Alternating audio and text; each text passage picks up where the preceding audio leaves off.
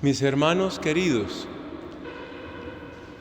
hay una palabra que podemos asociar con la Cuaresma, es la palabra purificación. Estamos en un proceso de purificación. Si esa palabra le suena un poco rara, compárela con lo que se hace en los tratamientos de belleza. Las niñas, las jovencitas, las señoras han escuchado tratamientos de limpieza profunda. En esa limpieza profunda le sacan todo lo que le estorba, y le queda su carita, por ejemplo, profundamente limpia. Imagínese eso, pero hecho en el alma. Le doy otro ejemplo. Piense usted lo que es un detox o detox. Van a limpiar, a desintoxicar la persona. Entonces la persona se hace un detox. Los abuelos se purgaban, pero ahora la gente hace un detox. La idea en todo caso es esa, es limpiar, ¿no? Limpiar el hígado. Tengo que limpiar el hígado. Tengo un hígado graso, hay que limpiar el hígado.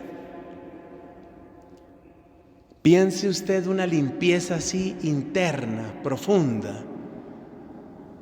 Una limpieza que hace que la persona se sienta como nueva.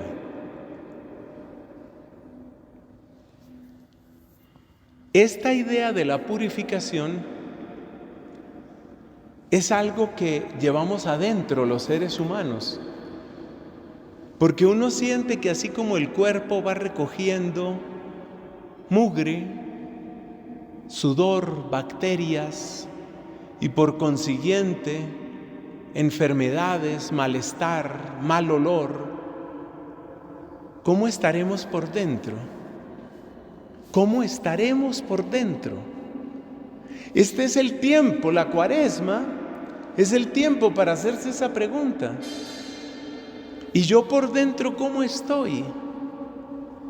Porque hay personas que tienen el cutis muy bello y un día deciden suicidarse. Hay personas que tienen un cuerpo envidiable pero viven deprimidas. Hay personas muy saludables a las que nadie se aguanta.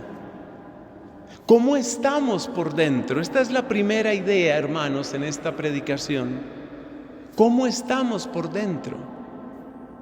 Esta era una preocupación constante de Cristo. Tiene que ver con muchas enseñanzas de Cristo. Por ejemplo, cuando en una ocasión le dicen: ¿y tus discípulos por qué no se purifican las manos cuando llegan del mercado? Ellos no pensaban en términos de higiene, ese no era el problema. El problema era: he estado en contacto con idólatras, con paganos, llego a mi casa y entonces digo la palabra internacional para el asco. Esa palabra es guácala. Entonces llego a mi casa y digo la palabra guácala y me lavo. ¡Uy, qué asco, qué asco! Toda esa gente con la que yo me junté y se restregaban bien que parecía que estuvieran cuidándose del COVID. Y Jesús dice: el problema no es lo de fuera, el problema es cómo estás tú adentro. Tal vez adquirimos destrezas sociales para mantenernos activos socialmente. Sabemos sonreír, saludar, qué decirle a la gente, qué callar. Pero muchas veces en el silencio, en la soledad, el alma se llena de tristeza. o se llena de asco hacia sí misma, o se llena de miedo, o se llena de dolor, porque ahí ya no tenemos que aparentar con nadie. Cerramos ahí la primera parte de esta predicación. Cuaresma, tiempo para purificar, para una purificación interior. ¿Qué cosas hay que purificar adentro de nosotros? Muchísimas, porque todo puede llenarse de suciedad. Por ejemplo, el uso de la palabra. Quizás sentimos que nuestra palabra ha sido mentirosa, o agresiva, o vulgar, o falsa. Y aunque cuidemos el aliento físicamente hablando, esa boca apesta. Hay que limpiar la palabra, hay que limpiar los pensamientos, hay que limpiar las intenciones.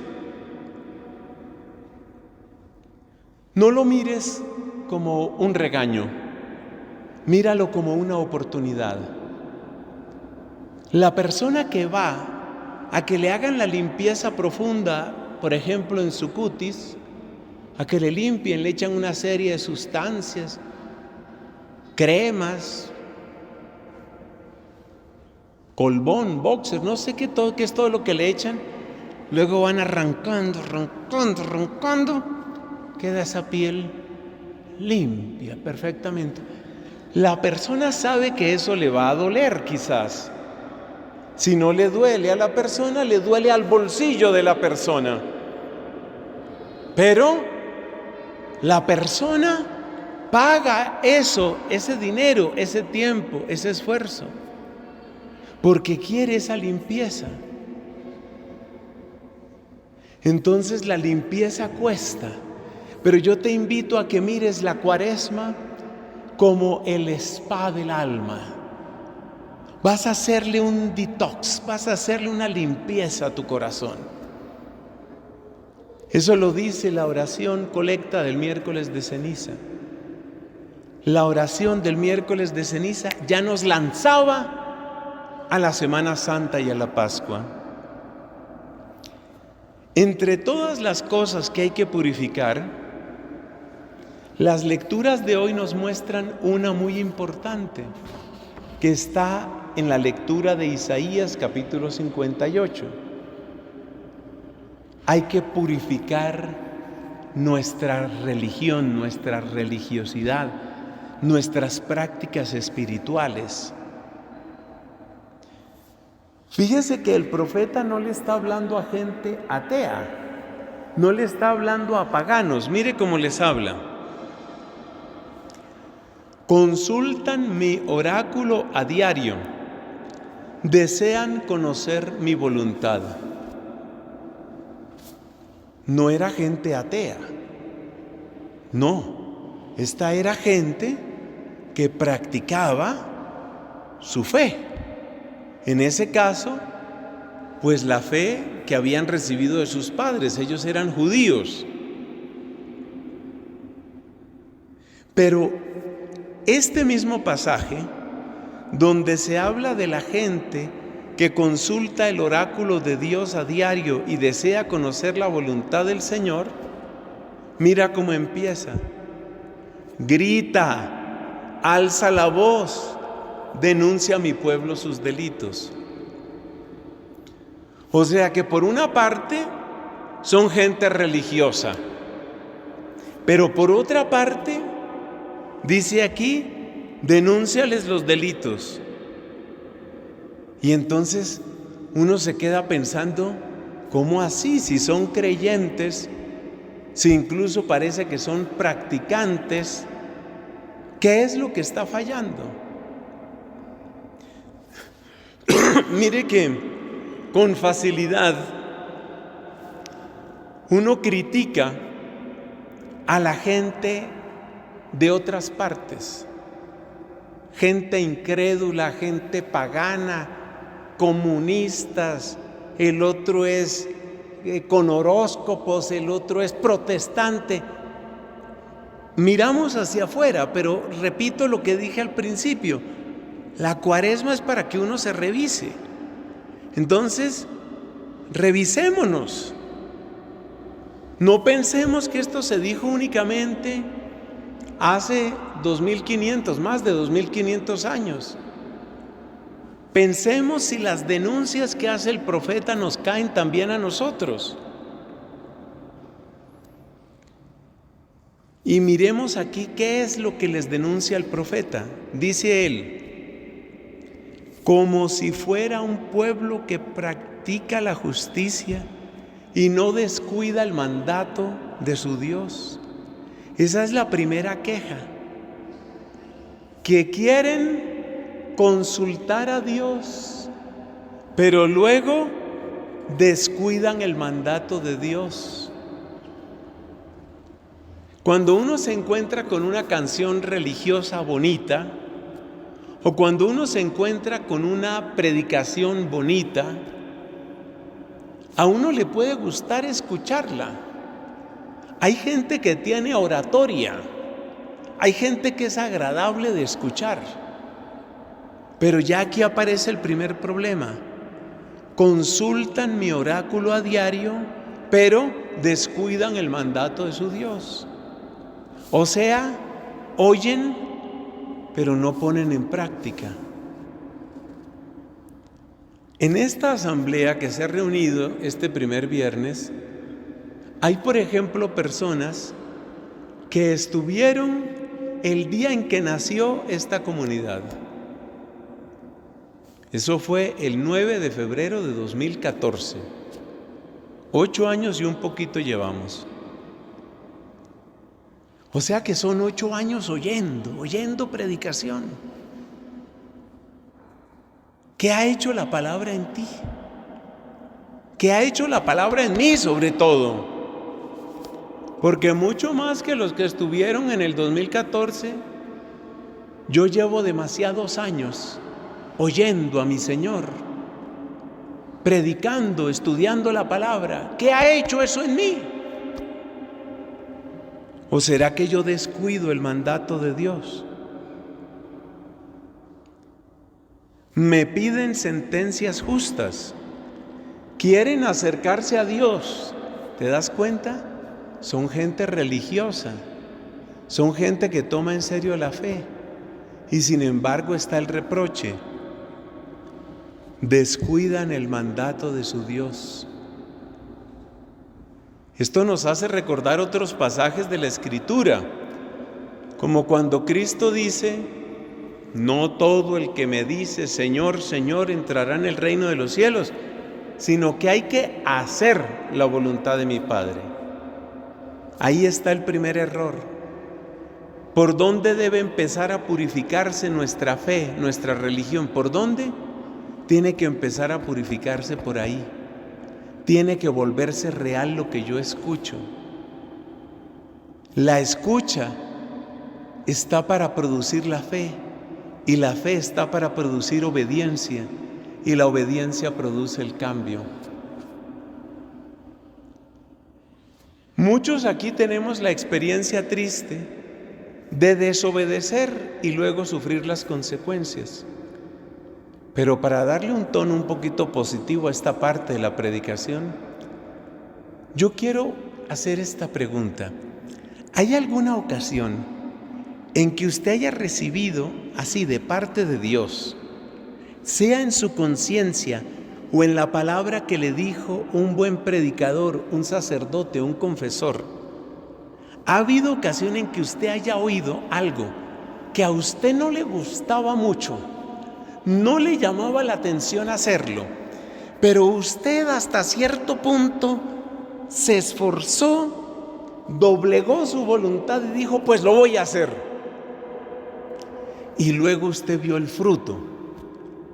¿Le ha pasado eso a usted? Que usted haya obedecido con esfuerzo y después usted vea el fruto y diga: pues sí, ¿verdad que Dios me ama? ¿verdad que Dios me ama? Yo no quería hacerlo, pero mire que me sirvió. A ver, ¿quién levanta la mano que le haya pasado eso? Que haya obedecido, así sea con fuerza, pero luego eso le valió. A ver, yo quiero ver manos levantadas. Si hay manos levantadas, obedecer, aunque a veces cuesta trabajo, pero obedecemos. Que la palabra se vuelva fe, que la fe se vuelva obediencia y que la obediencia traiga un cambio en tu vida. Y ahora yo me pregunto, con todo cariño, ¿y los que no levantaron la mano? ¿Será que todo lo que les han pedido es fácil? Puede ser. O puede ser que tal vez han desobedecido. Como todos somos pecadores, incluyéndome, por supuesto, ahí tenemos un propósito: tomar en serio la palabra de Dios. Segunda corrección, segunda purificación que aparece aquí. Los de aquella época se quejaban así: ¿para qué ayunar si no haces caso? ¿Para qué mortificarnos si no te enteras? Ahí aparece un segundo defecto. Se llama la religión de la transacción. Yo hago esto, pero en contrapartida tiene que venir lo otro. Es decir, no soy un discípulo del Señor, soy un negociante que quiere comprar bienestar o prosperidad o éxito cumpliendo tales o cuales requisitos. Entonces soy un negociante. Muchos de nosotros hemos sido negociantes y aquí soy yo el primero que levanta las manos. Y Santa Catalina de Siena enseña una cosa muy dura.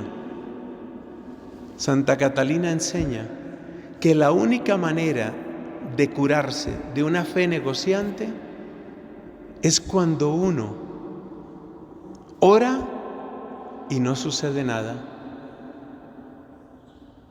Es decir, la oración sin respuesta, que es de las cosas duras en la fe, es algo absolutamente precioso en las manos de Dios.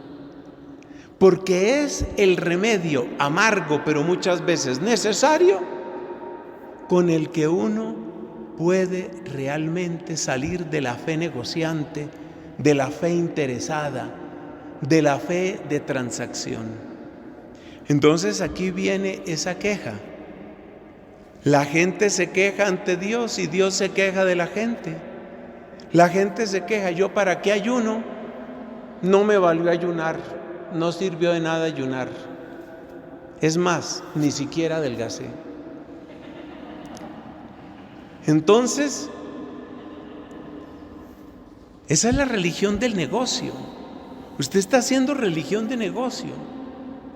Y Dios nos purifica de la religión de negocio sometiéndonos al camino del silencio.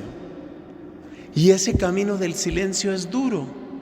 Es duro. A mí me pasó con intenciones muy bellas que yo tenía a favor de mi familia. Muy bellas. Y yo hice oración con lo mejor que pude. Cero respuesta. Volví a orar. La respuesta ya no fue 0, fue -1. Entonces, ¿por qué Dios le hace a uno eso? Porque Dios necesita sacarlo a uno de la transacción. Usted conmigo no hace negocios. Si Dios fuera paisa, diría: usted conmigo no hace negocios, papá.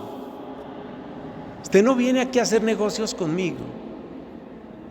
Aquí el único negocio que vale es el que enseñó San Juan de la Cruz. Usted me da todo y yo le doy todo.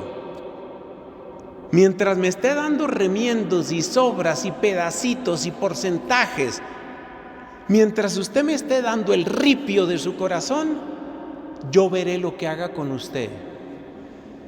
¿Ok? Entonces uno dice, ok, papá, ok, entendí. Y ahí va entendiendo uno, ahí va entendiendo. Entonces esa es la otra purificación. ¿Y cómo puede llegar uno a esa purificación sin el camino tan largo del silencio? Porque el camino del silencio es terrible. A mí me ha pasado. Yo no voy a alardear de mí, pero a mí me ha pasado. ¿Hay un camino más corto que ese? De nuevo viene en nuestro auxilio Santa Catalina. La perseverancia en las obras buenas. Por ejemplo, usted dice, durante la Cuaresma voy a ofrecer levantarme todos los días a las 3 de la mañana. Hago una oración, por ejemplo, me uno a los Gedeones y después de eso espero poder dormir otro poco, pero me levantaré. O usted dice, durante la Cuaresma voy a sacrificarme, por ejemplo, voy a dejar de comer espárragos. Entonces, usted se sacrifica. La perseverancia es bendita, porque la perseverancia lo va a pillar a usted muchas veces sin ganas. Y ahí es donde usted se purifica, donde usted deja de hacer negocios. El día que usted menos quiere orar, quizás es el día en el que usted puede hacer la oración que más le agrada a Dios. Hace poco me decía una persona, yo ahora creo que sí estoy sirviendo a Dios, porque ya no lo hago por gusto, no le encuentro gusto, pero lo hago lo mejor que puedo. Cuando esa persona me dijo eso, una sonrisa de Dios vino a mi alma, porque yo estoy seguro de que la persona que eso dijo la verdad. La perseverancia en el bien. Entonces usted dice, por ejemplo, salvo fuerza absolutamente mayor, voy a asistir a mi grupo de oración, a mi asamblea de familia espiritual, a tal curso que empecé de teología o de Biblia, voy a asistir. Hay días que usted dice, ¡ay, qué dicha, qué dicha! Y hay otros días donde usted dice, ya, otra semana, ya me toca ir. Y usted en ese momento espera a que suceda algo, cualquier meteorito que caiga, un toque de queda inesperado, un rebrote, otra cepa de COVID, alguna cosa. Nada. La noche se despeja, el transporte normal, y usted se somete. Ese es el obedecer, pero lo hace con amor. Usted se somete y usted rompe la transacción, porque usted ama. Mire, cuando va llegando la Semana Santa, usted va sintiendo que su corazón es más libre, porque en el fondo usted está liberándose de caprichos. Y créame, si a veces a usted le parece pesado servir a Dios, créame que es mucho más pesado servir a cualquier ídolo. Por eso dijo Josué, escojan a quién van a servir. ¿Van a servir a los dioses que sirvieron sus padres en Egipto? ¿Van a servir a los ídolos que adoran los cananeos? Escojan. Entonces uno se da cuenta que a medida que uno se va liberando del capricho, de ese capricho que en el fondo es una rebeldía tonta, pero que detiene tanto en la vida de la gracia, a medida que uno va rompiendo eso, viene una satisfacción. Hubo una conversión en mí hace muchos años, me faltan muchas conversiones, pero hubo una conversión en mí el día que empezó el boletín, ese que mandamos por correo y que ahora también se envía por redes sociales, el alimento del alma. Ese alimento del alma ha sido una cuaresma permanente, Dios mío. Porque usted cree que yo tengo el tiempo o las ganas o las fuerzas de hacer eso todos los días. Y hay días en que uno mira ese computador y el computador lo mira a uno y dice: ¿qué pues? Yo a veces creo que los computadores también son paisas. ¿Qué pues? Empiece pues, mi hijo, a teclear. Pero la perseverancia me ha dado, de eso hablamos, ¿no?, en la gerencia medieval. Esa es la famosa granularidad, es la perseverancia, la perseverancia. Y eso hace unas maravillas. Yo solo voy a señalar otra purificación. Este texto es de meditarlo mucho, sino que yo sé que ustedes tuvieron un Vía Crucis al cual yo no alcancé a asistir. Un Vía Crucis que fue realmente un Vía Crucis. Entonces, terminemos con una última consideración en la purificación de la religión. Mire esto que dice, hablando de una de las prácticas religiosas, el ayuno. Hay que desatar las correas, hay que liberar a los oprimidos, hay que quebrar los yugos. La que más me gusta es la final. No te desentiendas de los tuyos. No te desentiendas de los tuyos. Si usted busca en una Biblia, es muy posible que ese versículo aparezca traducido de esta manera: no te cierres a tu propia carne. Pero la idea es exactamente esta: tu propia carne es a tus hermanos. Yo conocí a los sacerdotes que hicieron esta traducción.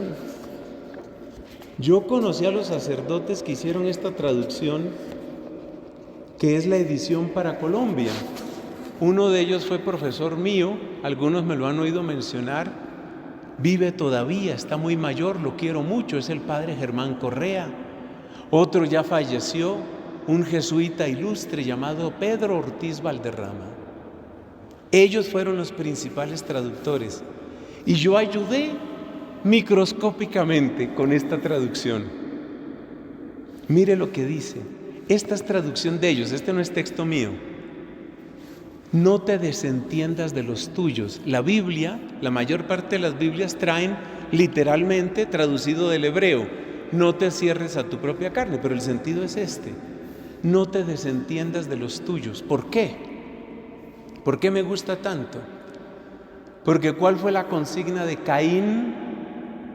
¿Qué dijo Caín cuando Dios le preguntó: ¿dónde está tu hermano? ¿Soy yo acaso? ¿Cierto? Fue así que dijo: ¿soy yo acaso guardián? ¿Qué fue lo que hizo Caín? Desentenderse. Yo a lo mío. Abel verá qué hace. La última vez que lo vi estaba por ahí muerto. Ese es Caín. Caín es el que se desentiende. Entonces la religión tiene siempre el peligro de volverse una cosa individual. Yo, aquí, en mi perfección, cada vez más alto, cada vez más alto. No, nuestra fe no consiste en un ascenso solitario. Como decía Elizabeth Lesser, cada alma que se eleva, eleva al mundo. Hay que elevar el mundo. No te desentiendas de los tuyos. ¿Y cuáles son los míos? Pues míralo en términos de círculos concéntricos. Piensa en la alegría, el amor, la bendición para tu esposa. La próxima vez que te despierten los ronquidos de tu esposa, míralo como un acto de la providencia de Dios. Este es Dios que quiere que yo rece por ella. Por eso a veces ronca duro. Es Dios despertándote. para que reces por ella o por él, porque dicen que roncamos más los hombres. Haz oración, santifica a tu mujer, ora por tus hijos. No te dediques solo a corregirlos, educarlos, animarlos, gastar dinero en ellos. Todo eso está bien y es necesario. Tú oras por tus hijos, tú oras por tus papás. Yo me pongo a pensar, por ejemplo, donde hay niños aquí, casi no alcanzo a ver, y eso que cambié de gafas, pero eso entre tanto tapabocas. Mire, esa tiene que ser Salomé, la de allá. Ahí está Salomé. El otro, por el peinado lo reconocí, Santiago Durán. No vaya a cambiar de peinado Santiago, porque tenemos otro Santiago. Santiago Pava me parece que está por ahí. Entonces, ¿tú te desentiendes? ¿Tú eres Santiago? ¿Tú eres de esos que piensan que todos se lo merecen y papá y mamá no? ¿Cuál fue la última vez que tuviste un detalle de amor con tu papá, con tu mamá? No esperes al cumpleaños, a Navidad, a Año Nuevo. Y me pongo macabro, no esperes al ataúd. No te desentiendas de los tuyos, piénsalo en círculos concéntricos. Tu familia de origen, tu comunidad de fe. Pero el verdadero cristiano no se desentiende de nada. Nos duelen los que mueren tratando de llegar a otro país. ¿Sabe usted que ya en este año han muerto miles de personas tratando de llegar a Europa, tratando de entrar a Estados Unidos, sobre todo esos lugares? Ya han muerto miles. Nos duelen los niños en Ucrania, nos duelen los soldados rusos muertos, nos tiene que doler todo dolor. Eso es religión. Pero es que ellos son ateos, es que ellos tienen la culpa. ¿Y acaso Jesús dijo que te duelan solo los inocentes? Nosotros le dolemos a Dios, lo mostró en las llagas de Cristo. Nosotros le dolemos a Dios. Y dime si nuestras vidas son inocentes. No pongas condición de inocencia para compadecerte de una persona. Inocente, ¿quién es inocente? Cristo, María, San José. Y por supuesto los niños no nacidos. ¿Quiénes son los inocentes? Tienen que dolernos todos. Y amamos a todos y oramos por todos. Nos preocupan todos y todos los entregamos al amor de Dios. Resumen: purificar la religión.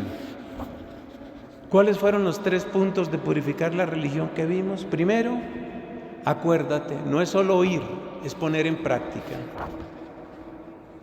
Eso es lo primero, que la palabra traiga fe. Que la fe traiga obediencia, que la obediencia traiga un cambio en tu vida. Segundo, cuidado con la religión de transacción. Pero espérate, pongamos los remedios. Entonces, la primera enfermedad, ¿cuál es? La incoherencia, vamos a llamarla así. Remedio, poner en práctica la palabra, obedecer. Segundo daño de la religión de transacción. Yo hago esto, pero me tiene que ir bien. Tiene que ser las cosas a mi manera. No, Señor. Remedio, perseverancia en las buenas obras, en la oración, en la devoción, en la caridad. Perseverancia, granularidad. Tercera enfermedad que vimos, egoísmo espiritual disimulado. Estoy aquí, voy que trepo, voy para arriba, me perdí de vista, mi santidad es inconmensurable. No, nada de eso. Círculos concéntricos, me duelen todos. Empiezo por mi familia, por los amigos, por la comunidad, siempre pensando cuál es el bien, cómo puedo hacer este bien. Y nos moriremos así como Cristo murió, pensando cómo le hago bien, aquí crucificado, ¿cómo le hago bien a este? Acuérdate de mí cuando llegues a tu reino. Ya le puedo hacer bien a ese. Hasta el final, oiga, hasta el final Jesús haciendo bien. Esos son los 3 remedios. Hermanos, estamos en el spa espiritual. Estamos en la Cuaresma. Estamos en el mejoradero. Estamos avanzando. Decía San Luis Bertrán que las obras de conversión y purificación en esta vida son anticipaciones llevaderas del purgatorio. Hermanito, lo que no le toque aquí, prepárese. Yo solo le digo, era más suave aquí, pero usted fue terco, usted dijo, no, a mí no me va a pasar nada, yo estoy fuera de peligro. Pues ahora aguante su purgatorio. Conversión, spa espiritual, purificación de la religión y alegría de ser de Dios. Amén.